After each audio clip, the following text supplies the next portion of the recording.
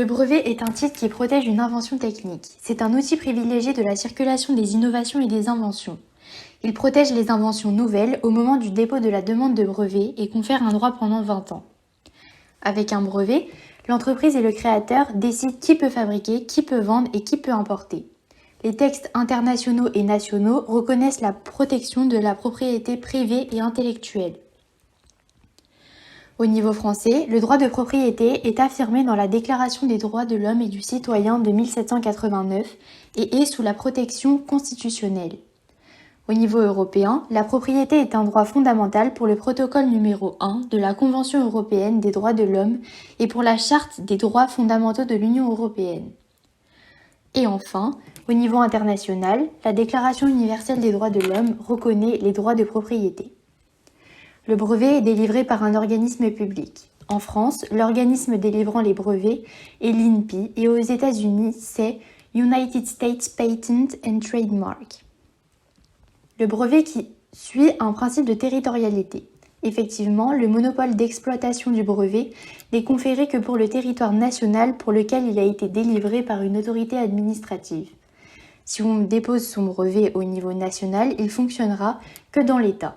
Si on le dépose dans l'Union européenne, alors il sera viable au niveau de l'Europe. Il en va de même pour l'international. Les brevets rendent les inventions publiques et permettent indirectement de délimiter le monopole d'exploitation attribué au titulaire du brevet. Par exemple, en France, pendant longtemps, les médicaments ont été exclus de la brevabilité, mais en 1959, un brevet spécial médicament a été créé. En effet, le médicament est couvert sous la protection de brevet.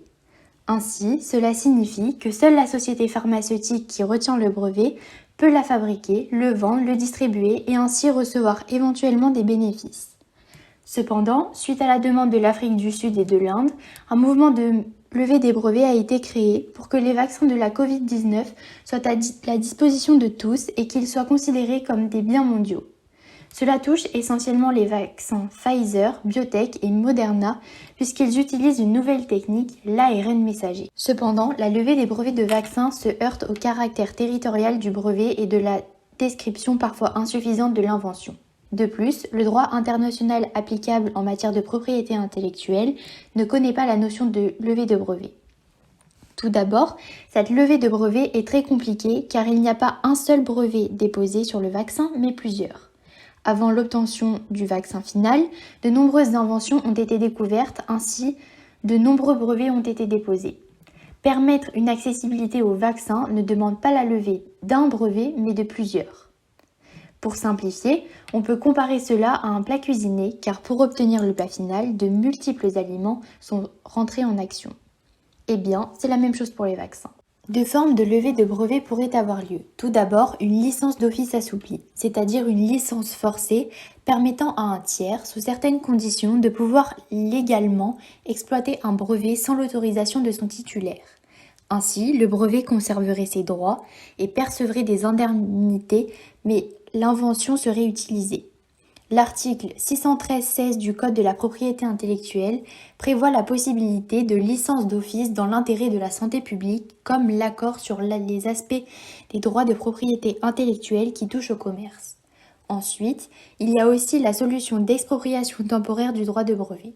Le titulaire devrait donc céder ses droits contre indemnité. Attention, cela remet en cause certains droits de propriété intellectuelle. Pour le vaccin anti-Covid-19, une grande partie des membres de l'OMC s'occupant de l'affaire levée de brevets apportent une grande importance au principe de propriété privée. Pour cela, la dérogation prendrait beaucoup de temps sans compter le nombre de modalités à effectuer.